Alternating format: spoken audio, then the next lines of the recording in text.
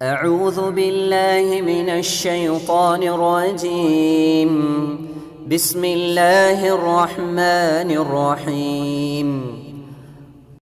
அஸ்ஸலாமு அலைக்கும் வரஹ்மத்துல்லாஹி வபரகாத்துஹு. எல்லாம் உள்ள அல்லாஹ்வின் நல்லடியார்களே, எல்லாம் உள்ள இறைவன் இந்த மனித சமுதாயத்தை படைத்துவிட்டு இந்த மனிதர்களுக்கு பல குணங்களை இறைவன் ஏற்படுத்தி இருக்கின்றான். இப்படிப்பட்ட மனிதனை குறித்து நபிகளார் அவர்கள் தம்முடைய பொன்மொழியிலே கூறுகின்றார்கள், குல்லு பனி ஆதம யுஹ்தியோ பில்லைலி ஒன்னஹார். ஆதமுடைய மக்கள் அனைவருமே இரவிலும் பகலிலும் தவறு செய்பவர்களாக இருக்கின்றார்கள். அது இரவாக இருந்தாலும் சரி, பகலாக இருந்தாலும் சரி, பகலிலாக இருந்தாலும் சரி, இருள் சூழ்ந்த நிலையிலாக இருந்தாலும் சரி, ஆதமினுடைய மக்கள் அனைவரும் தவறு செய்பவர்களாக இருக்கின்றார்கள். தவறு செய்வது என்பது மனிதர்களினுடைய ஒரு இயல்பாக இருக்கிறது என்று ரசூல்லா நம்மளை குறித்து சொல்கின்றார்கள். மனிதர் என்கின்ற அடிப்படையில் எல்லோரிடத்திலுமே தவறு ஏற்படும். நம்மளை கூட நம்ம எடுத்து பார்க்கலாம். நம்முடைய வாழ்க்கையில ஏதாவது ஒரே ஒரு நாள் தவறு செய்யாம கழிந்திருக்கா? யோசிச்சு பாருங்க. இத்தனை வருடங்கள் நம்ம வாழ்ந்திருக்கிறோம், ஒரு 20 வருஷம் வாழ்ந்திருக்கோம், இல்ல ஒரு 30 வருடம் வாழ்ந்திருக்கிறோம்னா இந்த 30 வருடத்துல ஒரு நாள் கூட நான் தவறே செஞ்சதில்லை என்று சொல்லக்கூடிய மனிதர்கள் இருக்கவே முடியாது. சிறிய சிறிய பொய்களிலிருந்து பெரிய பெரிய பாவங்கள் வரைக்கும் ஏராளமான தவறுகளை மனிதர்கள் தங்களினுடைய வாழ்க்கையில செஞ்சுக்கிட்டே இருக்காங்க. இப்படி நாம் நம்முடைய இயல்பின் காரணமாக, தவறு செய்யக்கூடிய இயல்பின் காரணமாக நாம் தவறுகள் அதிகமாக செய்து கொண்டே இருக்கின்றோம். அப்படின்னா நம்முடைய பாவ கணக்குகள் எந்த அளவிற்கு அதிகமாக இருக்கும் யோசிச்சு பாருங்க.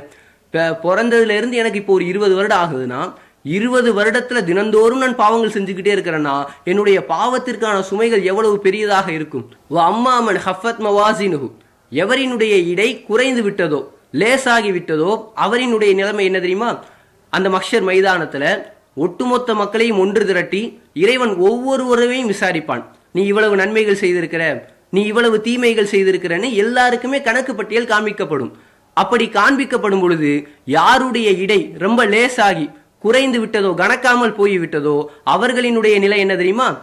உம்முஹு ஹாவியா, அவர்களினுடைய தங்குமிடம் ஹாவியா என்பதாகும். ஹாவியானா என்னவென்று தெரியுமா? நாருன் ஹாமியா. யாருடைய எடை லேசாயிருச்சோ, நன்மையினுடைய எடை லேசாகி தீமையினுடைய எடை கனத்திருச்சோ, அவர்களுக்கான தங்குமிடம் நரகம். அதுவும் சாதாரண நரகம் கிடையாது, கொழுந்து விட்டு எரியக்கூடிய நரகம் என்று இறைவன் குறிப்பிடுகின்றான். உங்களினுடைய பாவங்கள் கனத்திருச்சுனா, உங்களுக்கான பாவங்கள் அதிகமாயிருச்சு, நன்மைகள் குறைஞ்சிருச்சுன்னு சொன்னா உங்களுக்கான தங்குமிடம் நரகம். நிறைய பாவத்தோட இறைவனை சந்திச்சீங்கன்னா உங்களுக்கு நரகம் என்கின்றான் இறைவன். அப்ப இதிலிருந்து நாம் எவ்வாறு நம்மை தற்காத்துக் கொள்வது? இறைவனை சந்திக்கும் போது குறைவான பாவங்களுடன், பாவ கணக்குகள் கம்மியாகவும் அதிகமான நன்மைகளுடனும் நாம் இறைவனை சந்திப்பதற்கு இறைவன் கொடுத்துள்ள ஒரு வாய்ப்பு தான் அனைத்து பாவங்களுக்கும் நாம் பரிகாரங்களை தேடுவது. இஸ்லாத்தில் ஏராளமான பாவங்களுக்கு பரிகாரம் சொல்லப்பட்டிருக்கு. நீங்கள் இதை போன்ற ஒரு பாவத்தை செய்து விட்டீர்களா, நீங்கள் இந்த ஒரு பரிகாரத்தை செய்து கொள்ளுங்கள் அப்படின்னு ரசூலுல்லா ஏராளமான பாவங்களுக்கு பரிகாரத்தை சொல்லி இருக்கிறார்கள். இந்த பரிகாரத்தை நாம் ஒவ்வொன்றாக செய்தோம்னு சொன்னால் நாம் எந்த பாவத்தை செய்தோமோ அந்த பாவம் நமக்கு மன்னிக்கப்பட்டு விடும். இவ்வாறு நாம் செய்கின்ற ஏராளமான பாவங்களுக்கு நாம் பரிகாரத்தை தேடி தேடி நன்மைகளை அதிகமாக செய்து செய்து நம்முடைய பாவத்திற்கான அந்த சுமையை நம்மால் குறைத்து விட இயலும். இப்படி நாம் பரிகாரங்கள் அதிகமாக செய்து இறைவனை சந்திக்கும் பட்சத்தில் இறைவன் நம்முடைய நன்மைகளை அதிகமாக இருப்பதின் காரணத்தினால் நமக்கு சொர்க்கத்தை தருவதற்கு ஏராளமான வாய்ப்புகள் இருக்கின்றது. அப்படி இறைவன் சொல்லிய ஒரு பரிகாரத்தில் ஒன்றுதான் இன்றைக்கு நாம் எல்லாரும் ரமலான் மாதத்தில் இருக்கிறோம். இந்த ரமலான் மாதத்தை குறித்து இறைவன் ஒரு பரிகாரத்தை சொல்லி இருக்கிறான். இந்த ரமலான் மாதத்தை குறித்து இறைவன் ஒரு பரிகாரத்தை சொல்லி இருக்கின்றான். ரமலான் என்றாலே நோன்பிற்கான மாதம். இந்த ரமலான் மாதத்தில் இறைவனே திருமறையில் கூறுகின்றான், ஷஹ்ரு ரமலான் அல்லதி உன்சில ஃபீஹில் குர்ஆன். இந்த ரமலான் மாதத்தில் உங்களுக்கு குர்ஆன் அருளப்பட்டது. எனவே ஃபமன் ஷஹித மின்கும் ஷஹ்ர, யார் அந்த மாதத்தை உங்களிலிருந்து அடைகின்றீர்களோ ஃபல் யசும்ஹு, அவர் அந்த மாதத்தில் நோன்பு நோற்கட்டும்.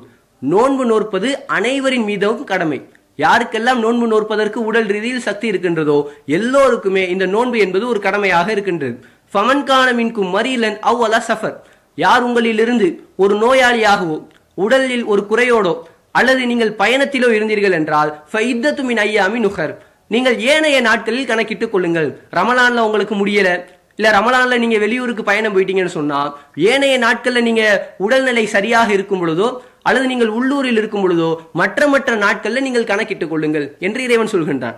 அப்ப நோன்பினுடைய அடிப்படை என்பது எல்லோருமே நோன்பு நொற்றாக வேண்டும். யாருக்கெல்லாம் சக்தி இருக்கோ எல்லோருக்கும் கடமை.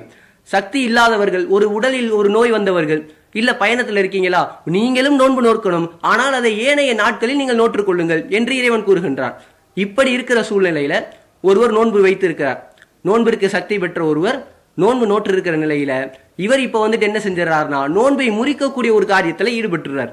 நோன்பை எதுவெல்லாம் முறிக்கும்?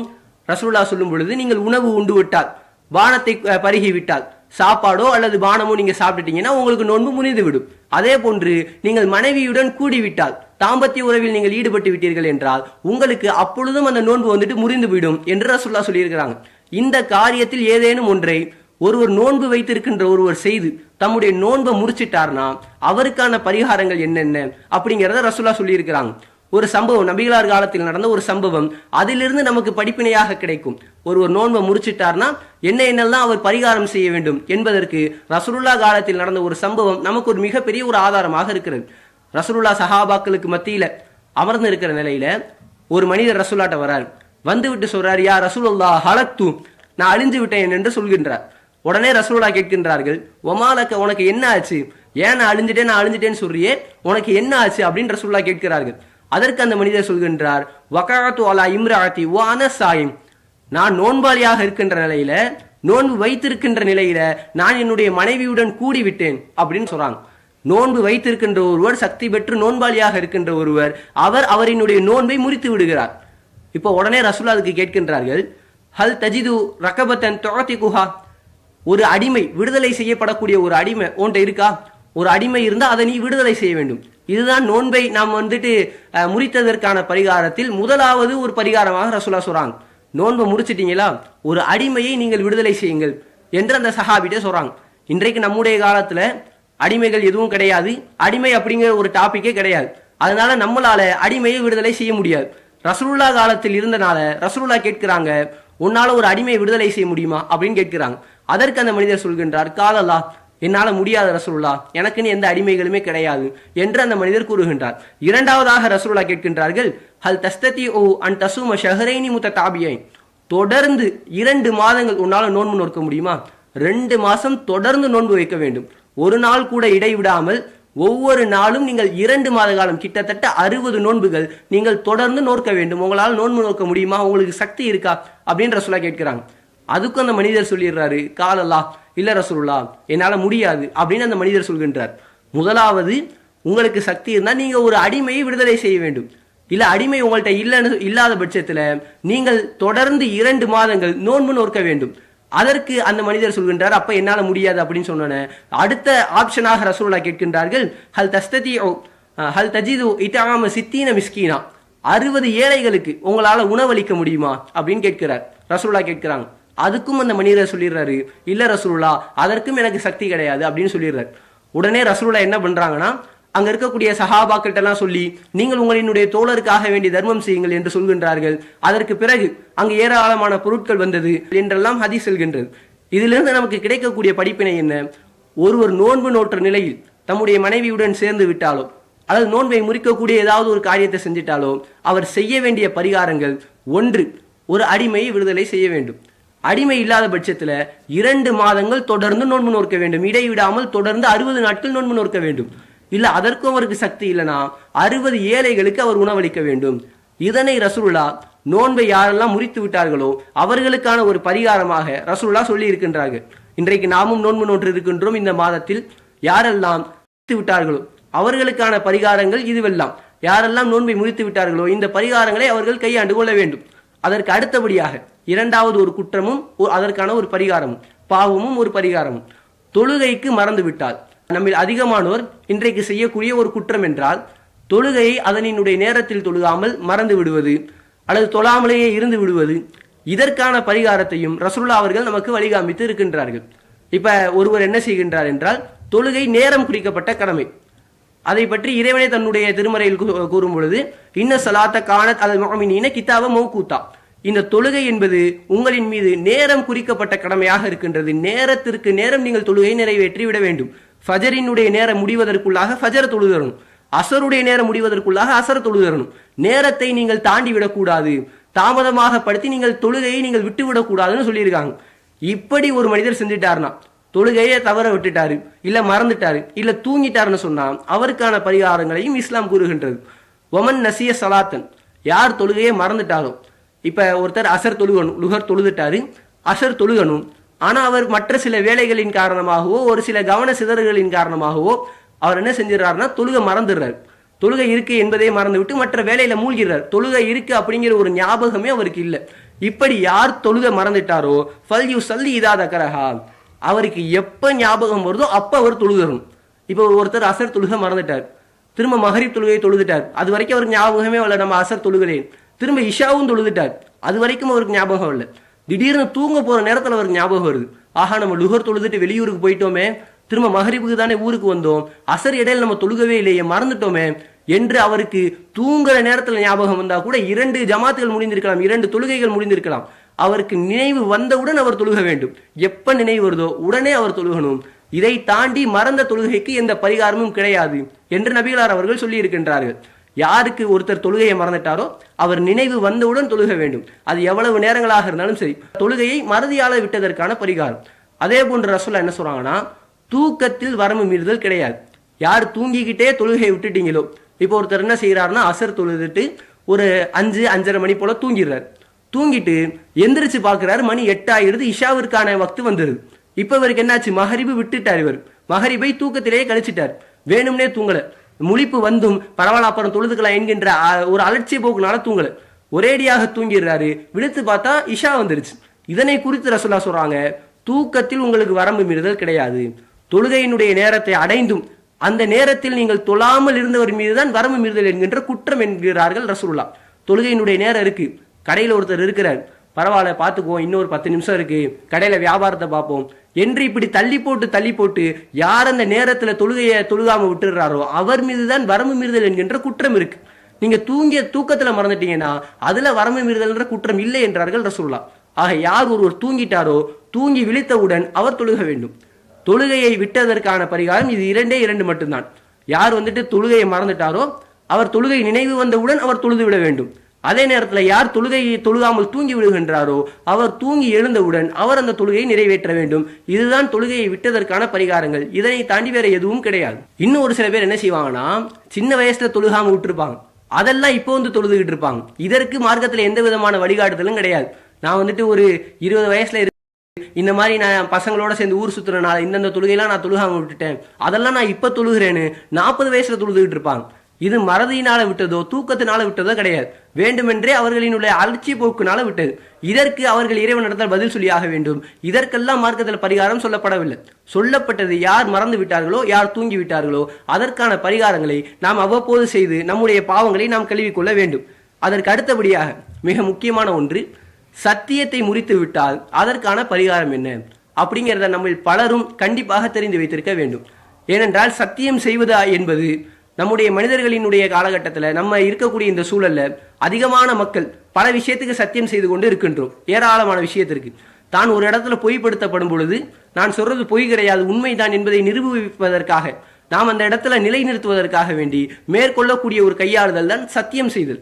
இந்த சத்தியத்தை பலரும் இன்றைக்கு பல வகையில செஞ்சு வராங்க. இப்படி சத்தியம் செய்து விட்டு யார் அதை முறிச்சிடுறாங்களோ, சத்தியமா நான் உனக்கு நாளானைக்கு ஒரு 50,000 ரூபாய் தர்றேன் என்று ஒருத்தர் உறுதியாக வாக்குறுதி கொடுத்து விட்டு யார் அந்த சத்தியத்தை காப்பாற்ற முடியவில்லையோ அதற்கான பரிகாரத்தையும் இஸ்லாம் நமக்கு காண்பித்து தந்திருக்கின்றது. இறைவனே தம்முடைய திருமறையில் கூறுகின்றான், லா யுஆஹிதுகுமுல்லாஹு பில்லகுவி ஃபீ ஐமானிக்கும், உங்களினுடைய சத்தியங்கள்ல வீணானதற்கு அல்லாஹ் உங்களை குற்றம் பிடிக்க மாட்டான். விளையாட்டுத்தனமாகவோ அல்லது வீணாகவோ நீங்கள் சும்மா ஏதோ போற போக்குல நீங்க சும்மா ஒரு விளையாட்டுத்தனமா ஒரு சத்தியம் செஞ்சிட்டீங்கன்னா அதுக்கெல்லாம் குற்றம் இல்ல கிடையாது.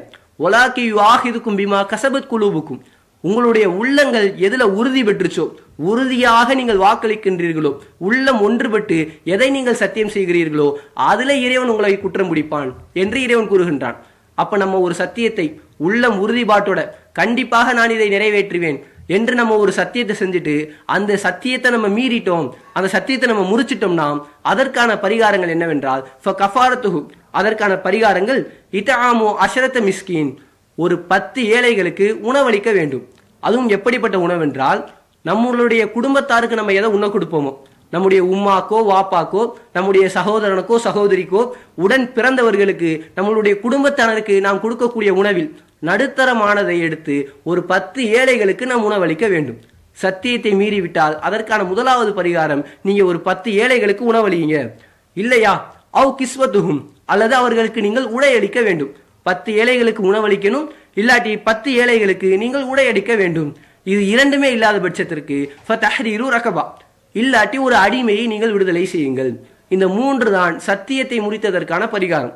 ஒன்று என்ன? 10 ஏழைகளுக்கு உணவளிக்கணும், இல்லாட்டி 10 ஏழைகளுக்கு உடையளிக்கணும். உணவு, உடை, இது இரண்டுமே இல்லாட்டி நீங்க ஒரு அடிமையை விடுதலை செய்ய வேண்டும். நம்மளால இன்னைக்கு அடிமையை விடுதலை செய்ய முடியாது, நான் முன்னாடி பார்த்த மாதிரியே. இந்த 3ஐயும் சொல்லிவிட்டு இறைவன் கூறுகின்றான் ஃபமல்லம் யஜித், இந்த 3மே இல்லை. 10 ஏழைக்கு உணவளிக்கவும் எனக்கு வாய்ப்பு இல்லை, வசதி இல்லை. 10 ஏழைக்கு உடையும் என்னால் அளிக்க முடியாது. அடிமையிட விடுதலை செய்யறதுக்கு 3மே இல்லைன்னா ஃபசியாமு சலாசத்தி ஐயாம், 3 நாட்கள் இறைவனிடம் இருக்கக்கூடிய ஒரு பாவ மன்னிப்பிற்காக ஒரு 3 நாட்கள் நீங்கள் நோன்பு நோக்க வேண்டும் என்று இறைவன் சொல்கின்றான். ஆக சத்தியத்தை முறித்ததற்கான பரிகாரங்கள் இதுவெல்லாம். யார் ஒருத்தர் சத்தியம் செஞ்சுட்டு அதை மீறிட்டாரோ இல்ல முறிச்சிட்டாரோ அவர்கள் இந்த பரிகாரத்தெல்லாம் செஞ்சு தாம் முறித்த சத்தியத்தை முறித்த பாவத்திற்கான அந்த பாவத்தை அவர் கழுவுகின்ற விதமாக இந்த பரிகாரங்களை அவர் கையாள வேண்டும். இவ்வாறு அவர் கையாண்டார் என்று சொன்னால் அவரினுடைய அந்த சத்தியத்தை முறித்ததற்கான பாவங்கள், குற்றங்கள் அவரிடமிருந்து நீங்கிவிடும். இதே போன்று ரசூலுல்லாஹ் என்ன சொல்றாங்கன்னா, நேர்ச்சையை ஒருத்தர் நிறைவேற்றல. நேர்ச்சை செய்வது என்பது பல மக்களிடத்தில் நம்மளால இன்றைக்கு பார்க்க முடியும். ரசூல்லா காலத்திலே ஒருத்தர் வந்துட்டு ரசூல்லாட்ட அனுமதி கேட்பாரு, நான் வந்துட்டு இந்த மாதிரி புவானா என்கின்ற இடத்துல நேர்ச்சை செய்வதாக நான் இறைவன் இடத்துல நேர்ச்சை செய்திருக்கின்றேன் என்று ரசூல்லா கிட்ட ஒரு மனிதர் வந்து கேட்கின்றார். இதை போன்ற செய்திகள் எல்லாம் நாம் தெரிந்து வைத்திருக்கின்றோம். அதே போன்று நம்முடைய காலத்திலே ஒருவர் வந்து நேர்ச்சை செய்திருக்கிறான்னு வச்சுக்கோங்களேன், எனக்கு வியாபாரம் நல்ல அமோகமாக நல்ல ஒரு லாபத்துல வெற்றி அடைஞ்சிட்டா நான் உனக்காக வேண்டி இத்தனை ஏழைகளுக்கு உணவளிக்கின்றேன் என்றோ, அல்லது நான் உனக்காக வேண்டி ஒரு ஆட்டை குர்பானி கொடுக்கிறேன் என்றோ யாராவது நேர்ச்சை செஞ்சிருக்காங்க. இப்படி நேர்ச்சை செய்த ஒருவர் அவரால் அந்த நேர்ச்சியை நிறைவேற்ற முடியல. நேர்ச்சியை நிறைவேற்ற முடியாத ஒரு சூழலுக்கு போயிட்டார். இப்ப நேர்ச்சியை நிறைவேற்றாத குற்றம் இவரினுடைய பாவ கணக்குல எழுதப்பட்டிருக்கும். இந்த பாவத்தை அவர் கழுவுவதற்காக வேண்டி, நேர்ச்சியை நிறைவேற்றாத பாவத்தை அவர் அகற்றுவதற்கான பரிகாரமாக ரசூலுல்லாஹ் என்ன சொல்லியிருக்காங்கன்னா, சத்தியத்தை முறித்தால் உங்களுக்கு என்னென்ன பரிகாரம் சொல்லப்பட்டிருக்கோ அதே இதை நீங்கள் நேர்ச்சையை செய்வதற்கு முடியாவிட்டால், நேர்ச்சையை நீங்க நிறைவேற்றாவிட்டால் அதே இதை நீங்கள் செய்து கொள்ளுங்கள். சத்தியத்திற்கு இப்ப பார்த்தோம்ல, 10 ஏழைகளுக்கு உணவளிக்க வேண்டும், அல்லது 10 ஏழைகளுக்கு உடை அளிக்க வேண்டும், அல்லது ஒரு அடிமையை விடுதலை செய்ய வேண்டும். இந்த 3க்குமே ஒருவருக்கு சக்தி இல்லாத பட்சத்துக்கு அவர் 3 நாட்கள் நோன்பு நோக்க வேண்டும். இதே பரிகாரத்தை நீங்கள் நேர்ச்சியை நிறைவேற்றாததற்கும் நீங்கள் செய்து கொள்ளுங்கள் என்று ரசூலுல்லாஹ் அவர்கள் சொல்லியிருக்கின்றார்கள். சத்தியத்திற்கு என்ன பரிகாரமோ அதேதான் நேர்ச்சைக்கும் என்று சொல்கிறார்.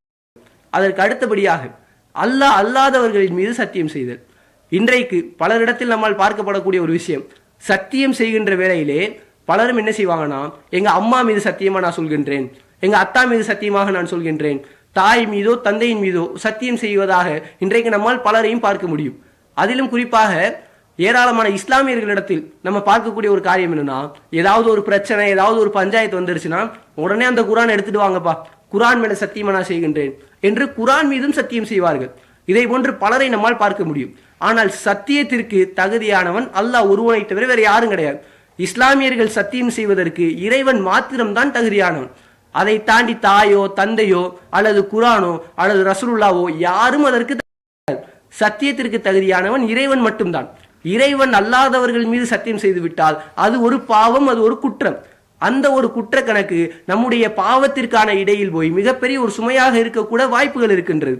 ஆக இது போன்று யாரெல்லாம் சத்தியம் செய்திருக்கின்றார்களோ அல்லது செய்து கொண்டிருக்கின்றார்களோ அவர்களுக்கான பரிகாரம் என்ன தெரியுமா?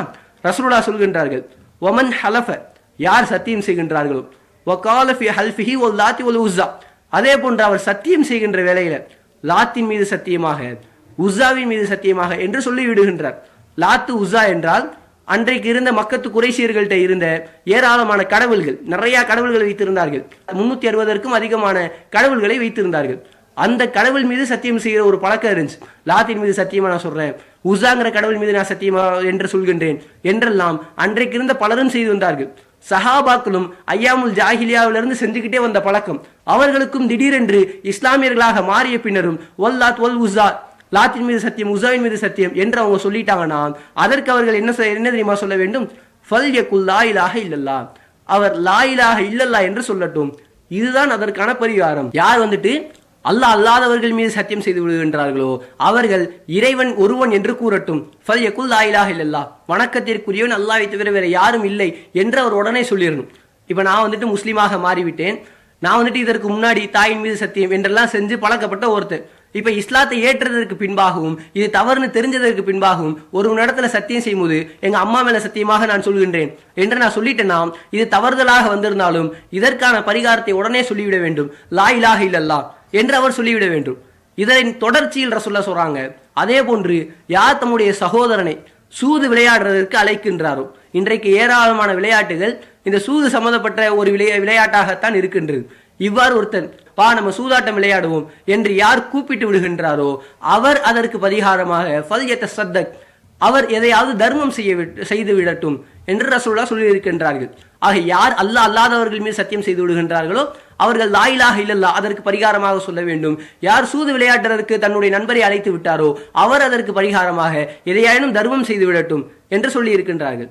இதற்கு அடுத்தபடியாக தவறுதலாக ஒருவர் கொலை செய்து விட்டார். இறைவன் சொல்லும் பொழுதே கொலை செய்வது என்பது ஒரு மிகப்பெரிய ஒரு பாவமாக கருதப்படுகின்றது, மிகப்பெரிய ஒரு பாவம். அந்த கொலையை ஒருவர் தவறுதலாக செய்து விட்டார். வேண்டுமென்றே கொலை செய்வது எவருக்கும் தகாது. தெரியாதனமாகவோ பேசிக்கிட்டே இருக்கும் பொழுது திடீர்னு ஒரு வாக்குவாதமாக ஆகிவிடுகிறது. ஏதோ விளையாட்டுத்தனமாக நாம் அடிக்கின்றோம் அல்லது விளையாண்டு கொண்டு இருக்கின்றோம், விளையாடும் பொழுது நம்முடைய நண்பரை தள்ளி விடுகின்றோம், அவர் இறந்து விடுகின்றார். இப்ப கொலையாளி யாரு? நம்ம கொலை செய்த ஒரு குற்றத்திற்கு வந்து விடுகின்றோம். இப்படி தெரியாமல் கொலை செய்து விட்டால் இறைவனே சொல்லும் பொழுது மாகான லி முஅமினின் ஐயக்துல முஅமினன், ஒரு முஅமின் இறை நம்பிக்கையாளன் மற்றொரு இறை நம்பிக்கையாளனை கொள்வதற்கு அவனுக்கு ஆகுமானது கிடையாது என்று இறைவன் சொல்லிவிட்டான், தவறுதலாக செய்தாலே தவிர. இப்படி விளையாடும் பொழுதோ அல்லது தெரியாதனமாக அடிக்கும் பொழுதோ நம்ம கொலை செய்யணும்ன்ற நோக்கத்திலே அடிச்சிருக்க மாட்டோம், சும்மா விளையாட்டுத்தனமா அடிச்சிருப்போம். இல்லாட்டி ஒரு சண்டையில அவனுக்கு காயத்தை ஏற்படுத்தணும்னு அடிச்சிருப்போம். ஆனால் எதிரில் இருந்தவர் விழுந்து இறந்து விட்டு இருப்பார். இப்பொழுது தெரியாதனமாக செய்த கொலைக்கான பரிகாரம் என்ன என்று ரசூலுல்லாஹ் சொல்கின்றார்கள், தஹ்ரீரு ரகபத்தின் முஅமினா, ஒரு முஅமினான ஒரு அடிமையை நீங்கள் விடுதலை செய்ய வேண்டும். நம்ம ஏராளமான பரிகாரத்திற்கு பார்க்கும் பொழுது அடிமையை விடுதலை செய்வதை ரசூலுல்லாஹ் ஆர்வம் ஊட்டியிருப்பதை நம்மால் அதிகமாக பார்க்க முடியும். தவறுதலாக கொலை செஞ்சதுக்கு ரசூலுல்லாஹ் சொல்றாங்க, தவறுதலா நீங்க கொலை செஞ்சிட்டீங்களா, ஒரு முஅமினான இறை நம்பிக்கையாளனான ஒரு அடிமையை நீங்க விடுதலை செய்யுங்க, அதுதான் அதற்கான பரிகாரம். இல்லையா கொலை செய்யப்பட்டவனினுடைய குடும்பம், யாருடைய ஒரு குடும்பம் பாதிப்பிற்கு உள்ளாகப்பட்டிருக்கிறதோ இல்ல நீங்க யாரை கொலை செய்தீர்களோ அவர்களினுடைய குடும்பம் அவர்கள் ஒப்புக்கொண்டார்களே ஆனால் அவர்களுக்கு நீங்கள் நஷ்ட ஈடு வழங்க வேண்டும். ஒன்று அடிமையை விடுதலை செய்யணும், இல்லையா அந்த எதிர்த்தரப்பில் இருப்பவரினுடைய கொலையாளியினுடைய அந்த குடும்பம் அவர்கள் ஒப்புக்கொண்டார்களே ஆனால் அவர்களுக்கு நீங்கள் நஷ்ட ஈடு வழங்குங்கள். இது ரெண்டுக்குமே எனக்கு சக்தி இல்லை, எனக்கு வந்துட்டு அடிமை விடுதலை செய்யறதுக்கும் எனக்கு வந்துட்டு வாய்ப்பு இல்லை, அதே போன்று என்னால் நஷ்ட ஈடு வழங்க முடியாது, எனக்கு அந்த அளவிற்கு வசதி இல்லை என்று சொன்னீர்களே ஆனால் ஃபமல்லம் யஜித், இதனை பெற்றுக்கொள்ளாதவர்கள் ஃபசியாமு ஷஹ்ரைனி முதத்தாபியைன், 2 மாதங்கள் தொடர்ந்து அவர் நோன்பு நோக்க வேண்டும். தவறுதலாக ஒருவரை கொலை செய்து விட்டால் அதற்கான பரிகாரம் நம்மால் இயன்றது 2 மாதங்கள் தொடர்ந்து அவர் நோன்பு நோக்க வேண்டும். தவறுதலாக கொலை செய்ததற்கு ரசூலுல்லாஹ் சொன்ன பரிகாரங்கள் இதுவெல்லாம். அதே போன்று இணை வைப்பு, ஒருத்தர் இணை வச்சுக்கிட்டே இருக்கிறார். இப்ப இவருக்கான பரிகாரம் என்ன யோசிச்சு பாருங்க. இன்றைக்கு பலரையும் நம்மால் பார்க்க முடியும், இஸ்லாத்தை ஏற்காதவர்கள் இணை வைக்கின்றார்கள், அதில் ஒரு பெரும் கூட்டமே இருக்கின்றது. அதே போன்று இஸ்லாத்தில் இருக்கக்கூடிய இஸ்லாமியர்களும் இணை வைத்துக் கொண்டு இருக்கின்றார்கள். தர்காவிற்கு செல்வதாக இருக்கட்டும், அவுலியாக்களிடத்தில் போய் கை இருக்கட்டும், இது அனைத்துமே இணை வைப்பில் அடங்கும். இப்படி ஒருத்தர் இணை வச்சுக்கிட்டு இருக்கிறார். பாவங்கள்லேயே பெரிய பாவம்னா இணை வைப்பு என்கின்ற ஒரு பாவம். இந்த இணை வைப்பு என்கின்ற பாவத்திற்கும் இந்த இஸ்லாம் ஒரு பரிகாரத்தை சொல்லியிருக்கு. யார் வந்துட்டு இணை வைக்கிறீங்களோ அவர்களுக்கான பரிகாரம் என்னவென்றால் இஸ்லாத்தை ஏற்றுக்கொள்ள வேண்டியது. ஒருத்தர் மாற்று மதத்தில் இருக்கின்றார், அதற்கு முன்பு அவரினுடைய மதம் போதித்த அவர்களினுடைய மதம் கூறிய ஏராளமான கடவுள்களை வணங்கி வருகின்றார் என்றால் அவர் இஸ்லாத்தை ஏற்றுக்கொண்டாரே ஆனால் இஸ்லாத்தை ஏற்றதே அவருக்கான பாவ மன்னிப்பு, அவருக்கான பரிகாரம். அவர் இஸ்லாத்தை ஏற்ற அந்த நொடியில் அவரினுடைய ஒட்டுமொத்த தீமைகளும் அழிந்து விடுகின்றது. ரசூலுல்லாஹ்வே சொல்கின்றார்கள், இன்னல் இஸ்லாம யுஹதிமு மாகான கபல, இஸ்லாம் என்பது இதற்கு முன்பாக ஆகியிருந்த ஒட்டுமொத்த பாவத்தையும் அழித்து விடுகின்றது. எல்லா பாவத்தையும் அழிக்கக்கூடிய ஒரு மிகப்பெரிய ஒரு அரணாக இருப்பது இஸ்லாத்தை ஏற்றுக்கொள்வது. மாற்று மதத்தில் இருப்பவர் ஒரு இஸ்லாத்தை ஏற்றாரே ஆனால் அவர் மாற்று மதத்தில் இருக்கும் பொழுது செய்த எல்லா நன்மைகளுக்கும் அவர் சொந்தக்காரராக இருப்பார். அதே நேரத்தில் அவர் முன்பு இருந்த நிலையில் என்னவெல்லாம் பாவம் செஞ்சாரோ அந்த எல்லா பாவமும் இவரை விட்டு அழிக்கப்பட்டு விடும் என்று சொன்னார்கள். இதே நிலைமைதான் முஸ்லீமாக இருந்தும் இணை வைக்கக்கூடிய ஒருத்தர். இவர் பேரளவில் முஸ்லீமாக இருந்தாலும் உண்மையிலே ஒரு முஸ்லீம் கிடையாது. முஸ்லீம்னா அல்லாவை மாத்திரம் வணங்குவர் மட்டும்தான் முஸ்லீம். இறைவனுடன் சேர்த்து மற்ற அவுலியாக்களையும் தர்காக்களுக்கு போய் வணங்குபவர்களை எல்லாம் பேரளவில் தான் இஸ்லாமியர்களாக இருக்கின்றார்களே தவிர இவர்கள் உண்மையிலேயே இஸ்லாமியர்கள் கிடையாது. இவர்களும் இஸ்லாத்தை ஏற்றால்தான் இவர்களினுடைய அந்த இணை வைப்பிற்கான ஒரு பரிகாரமாக அமையும். ஆக யாரெல்லாம் இணை வைத்துக் கொண்டிருக்கின்றார்களோ அவர்கள் இஸ்லாத்தை ஏற்பது ஒரு மிகப்பெரிய ஒரு பரிகாரமாக இருக்கு என்பதை நாம் தெரிந்து கொள்ள வேண்டும். ஆக ஏராளமான பாவங்களுக்கு இஸ்லாம் நமக்கு பரிகாரங்களை சொல்லிக் கொண்டே இருக்கின்றது. அதில் நாம் ஏராளமான பாவங்களையும் பரிகாரங்களையும் பார்த்து விட்டோம். இதன் ஒரு இறுதி கட்டமாக எல்லா பாவத்திற்குமான பரிகாரம். நீங்கள் என்னவெல்லாம் பாவம் செய்திருக்கிறீர்களோ, சின்ன சின்ன தவறுகளிலிருந்து பெரிய பெரிய குற்றங்கள் வரைக்கும், சின்னதிலிருந்து பெருசிலிருந்து எந்த விதமான வித்தியாசமும் இல்லாமல் எல்லா பாவத்திற்கான பரிகாரமாக ஒரு சில இஸ்லாம் நமக்கு கற்றுத்தந்து இருக்கின்றது. அதில் முக்கியமான ஒன்றுதான் ஹஜ்ஜை நிறைவேற்றுவது. ரசூலுல்லாஹ் சொல்கின்றார்கள், ஹஜ் என்பது யாருக்கு ஹஜ் செய்வதற்கான வசதிகளும் யாருக்கான சக்தி இருக்கின்றதோ அவர்களின் மீது ஹஜ் கடமை. கடமையான ஒரு காரியத்தை நிறைவேற்றினால் இறைவனினுடைய மிகப்பெரிய ஒரு பாக்கியம், ஒட்டுமொத்த பாவமும் இறைவன் நமக்கு மன்னித்து விடுவான். இதை குறித்து ரசூலுல்லாஹ் சொல்கின்றார்கள், மன் ஹஜ்ஜல் இல்லா, யார் அல்லாஹ்விற்காக வேண்டி ஹஜ் செய்கின்றார்களோ. ஒருத்தர் ஹஜ் செய்யறாரு, உரிய முறையில ஹஜ்ஜை எப்படி செய்ய வேண்டுமோ அதே முறையில செய்யறார். எதை விட்டெல்லாம் தவிர்ந்திருக்க வேண்டுமோ எல்லாத்தை விட்டும் தவிர்ந்திருக்கின்றார், ஹஜ்ஜை நிறைவேற்றி விடுகின்றார். அவரினுடைய ஹஜ் இறைவனிடத்தில் ஏற்றுக்கொள்ளப்பட்டு விட்டால் அவருக்கான அந்த நன்மை என்ன தெரியுமா? ரஜஅக யௌமின் வலதத்தஹு உம்மா, அவனுடைய தாய் அவர்களை பெற்ற நாளில், இப்ப என்னுடைய உம்மா என்னை பெற்றிருக்கிறாங்கன்னா அந்த நாள்ல நான் எந்த விதமான தவறும் செய்யாமல் எப்படி பிறந்த பாலகனை போன்று இருப்பனோ அந்த மாதிரி நீங்கள் வந்து திரும்பி விடுவீர்கள். ஒருத்தர் ஒரு 90 வருட காலம் முழுக்க முழுக்க தவறுகள் செய்துவிட்டு குறைந்த அளவில் நன்மைகள் செய்கின்றார். 90 வருட காலம் செய்த அவ்வளவு பெரிய பாவங்கள், இறுதி நேரத்தில் அவர் ஹஜ் செஞ்சிடறார். ஹஜ் ஏற்றுக்கொள்ளப்பட்டது என்றால் அந்த 90 வருட கால ஒட்டுமொத்த பாவத்திற்கு மன்னிப்பு. அவர் பிறந்த ஒரு நாள் குழந்தையை போன்று மாறிவிடுகின்றார் என்று ரசூலுல்லாஹ் சொல்லி இருக்கின்றார்கள். அதே போன்று இரண்டாவதாக மிக முக்கியமான ஒன்று பாவ மன்னிப்பு தேடுதல். மிக மிக முக்கியம். நம்மில் பலரிடத்திலும் இன்றைக்கு இல்லாத ஒரு மிக முக்கியமான ஒரு வணக்கம் என்றால் பாவ மன்னிப்பு தேடுதல். நபிகளாரே ஒரு நாளைக்கு அதிகமான முறைகள் பாவ மன்னிப்பை தேடி இருக்கின்றார்கள். ஆனால் நம்மில் பலரும் பாவங்களை மன்னிப்பதற்கு இறைவனிடத்தில் தேடாதவர்களாக நாம் இருக்கின்றோம். குல்யா இபாதி அல்லதீன அஸ்ரஃபு அலா அன்ஃபுஸிஹிம், தங்களுக்கு தாங்களே அநியாயம் இழைத்துக் கொண்ட என்னுடைய அடியார்களே. இறைவன் இவ்வாறு தான் அழைக்கின்றான். உங்களுக்கு நீங்களே அநியாயம் அழைத்துக் கொண்டீர்கள், ஏராளமான தவறுகளை செய்து கொண்டீர்கள். லா தக்னது மின் ரஹ்மத்தில்லாஹ், நீங்கள் இறைவனினுடைய அருட்கொடையில் நீங்கள் நம்பிக்கை இழந்து விடாதீர்கள். இன்னல்லாஹ யக்ஃபிரு துனூப ஜமீஆ, இறைவன் ஒட்டுமொத்த பாவத்தையும் அளிக்கக்கூடியவன் என்று இறைவன் கூறுகின்றான். ஆக நாம் இறைவனிடத்தில் பாவ மன்னிப்பு தேடினோமே ஆனால் இறைவன் நிச்சயம் நம்முடைய பாவங்களை மன்னிப்பான். ஆக இத்தனை பாவங்களையும் அதற்கான பரிகாரங்களையும் நாம் இந்த காணொலியின் வாயிலாக தெரிந்து கொண்டிருக்கின்றோம். இந்த காணொலிக்கான ஒரு முக்கிய நோக்கம், பரிகாரம் சொல்லப்பட்டு விட்டது அதனால எல்லாருமே பாவத்தை செய்யுங்கள் என்று பாவத்தை ஆர்வமூட்டுவது கிடையாது. இந்த பாவத்தை எல்லாம் யார் ஒருவர் செஞ்சுட்டு, ஆக நான் இப்படி ஒரு தப்பு செஞ்சுட்டேனே, என்னை இறைவன் மன்னிப்பானோ என்னன்னு தெரியலையே, நாளைக்கு மறுமை நாளில் இறைவன் என்னை தண்டிச்சிடக்கூடாதே என்று ஒரு இக்கட்டான ஒரு சூழ்நிலையில் என்ன செய்வதென்றே தெரியாதவர்களுக்கு ஒரு தகவலாகத்தான் நாம் இதை கூறுகின்றோமே தவிர, பாவம் அதிகமாக செய்யுங்கள், பரிகாரம் சொல்லப்பட்டுருச்சு, வாங்க நீங்க ஒரு பாவத்தை செஞ்சுட்டு அதுக்கு நீங்க பரிகாரம் தேடிக்கொள்ளுங்கள் என்று பாவத்தை ஆர்வம் ஊட்டுவது கிடையாது. ஆக நாம் வாழக்கூடிய காலகட்டங்களில் அதிகமாக தவறுகளில் ஈடுபடாமல் தவிர்ந்திருப்பதற்கு நாம் முயற்சிக்க வேண்டும். அதை மீறியும் மனிதன் என்கின்ற அடிப்படையில் நம்மிடத்திலே ஒரு தவறு ஏற்பட்டு விட்டால் அந்த தவறுக்கான பரிகாரத்தை செய்து கொண்டும், பரிகாரம் சொல்லப்படாதவைகளுக்கு அதிகமாக பாவ மன்னிப்பை செய்து கொண்டும், இறுதியில் பாவங்கள் கம்மியாகவும் நன்மைகள் அதிகத்துடனும் இறைவனை சந்தித்து இம்மையிலும் மறுமையிலும் ஈருலகிலும் வெற்றி பெறக்கூடிய ஒரு நற்பாக்கியத்தை ரஹ்மான் நம் அனைவருக்கும் தந்துல் புரிவனாக என பிரார்த்தித்த வண்ணம் என்னுடைய உரைக்கு திரையிடுகின்றேன். வாஹிர்தவானா அல்ஹம்துலில்லாஹி ரப்பில் ஆலமீன். அஸ்ஸலாமு அலைக்கும் வரஹ்மத்துல்லாஹி வபரகாத்துஹு. இஸ்லாம் மற்றும் சமுதாய செய்திகளை அறிந்து கொள்ள தமிழ்நாடு தௌஹீத் ஜமாஅத் யூடியூப் பக்கத்தை உடனடியாக சப்ஸ்கிரைப் செய்து கொள்ளுங்கள்.